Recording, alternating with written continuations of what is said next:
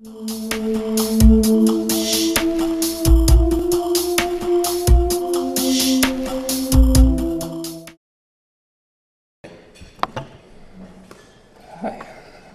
8,268 kilometers traveled, 3,897 liters of gas used, 10 pairs of shoes, 144 cans of Red Bull, 8 helmets, 8 sets of bearings, 8 sets of wheels, 12 longboard docks, 6 sets of trucks, 7 rolls of gauze, 2 tubes of polysporin, too many peanut butter and jelly sandwiches to keep count of, and 5,835,921 number of times we heard the hazard lights flash while driving a chase vehicle the past 3.5 months. For those of you who don't know what a longboard is, this is it. It's a 40 to 60 inch skateboard that is designed for long distance pushing, downhill slalom, and downhill sliding. A complete longboard consists of four wheels, 2 trucks, 8 bearings, and 1 deck. Now fill a GEMC Savannah sponsored by Ford Motors Waterloo with a whack of gear from Switchback longboards ranging from spare parts to extra helmets, leather suits for downhill from NJK Leathers, a generator, an electric heater, a portable stove, as Mike mentioned, a first aid kit, 2 passionate young men from Waterloo, Ontario, and a common goal. Let's make helmets cool again.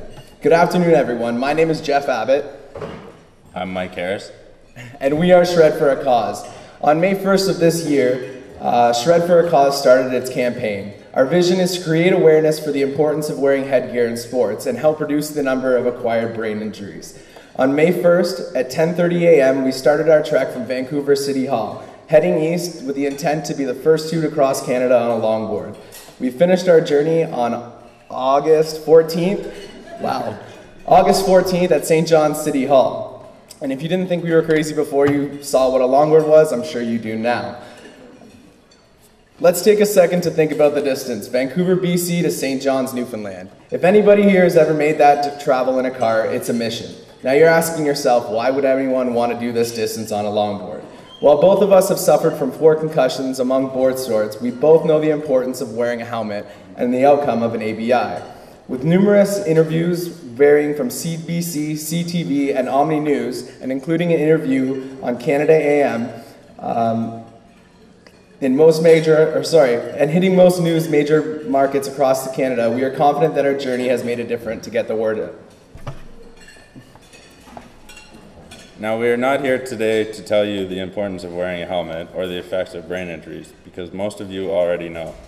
We are here today to share our experience of crossing this amazing country. I want to share a moment with you that is very close to me. When we were passing through Winnipeg, we had the unfortunate end to be on the wrong end of karma's stick. We were broken into and our van was robbed. We had everything from our longboards, our leather suits, to gas vouchers that were donated by Molson Coors Canada. A demoralizing blow to this aspect of the trip, but after riding a plank of wood with 4 wheels up and over the Rockies, should this really get us down? And it only looked up from there. ACR Glass from Winnipeg replaced our window for free. The Winnipeg media got on board to help us replace our gear, and we held an epic bonfire with 2 people from Manitoba that we will soon never forget. We want to thank the people from Manitoba for helping us get through this tough time on our journey and making the province memorable.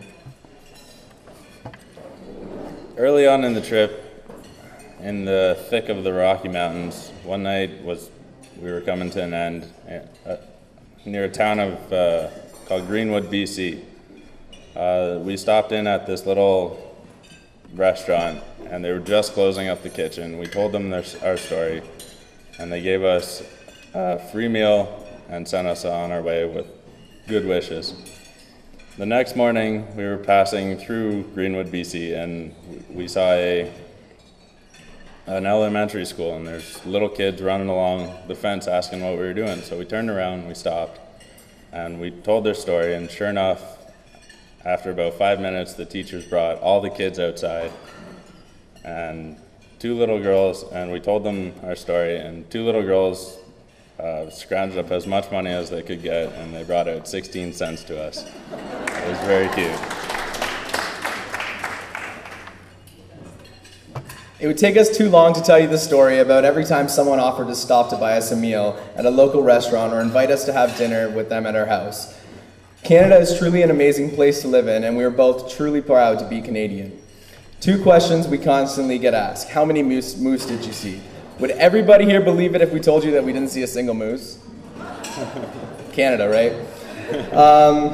And 2, spending 3.5 months in a van together. Did you ever get sick of each other? Honestly, we're sick of that question.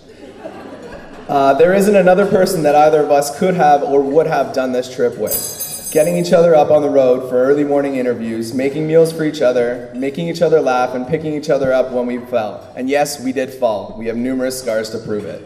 The friendship and bond between us has only been growing since the day we met, and we're both stoked to the level that this trip has brought it to and know it can only grow in the future. So after a year of planning and 3.5 months of longboarding across this amazing country we call Canada, our journey is far from over. Canada Tour 2012 was only the beginning of Shred for a Cause. We will continue to stand by and spread the message that wearing a helmet is cool. Thank you very much for allowing us your time, and shred safe.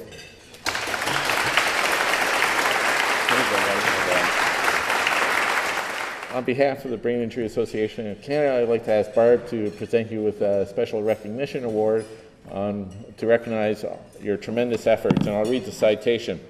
This award is granted to an individual, group, or organization for their outstanding support, devotion, or friendship to advance the cause of brain injury in Canada.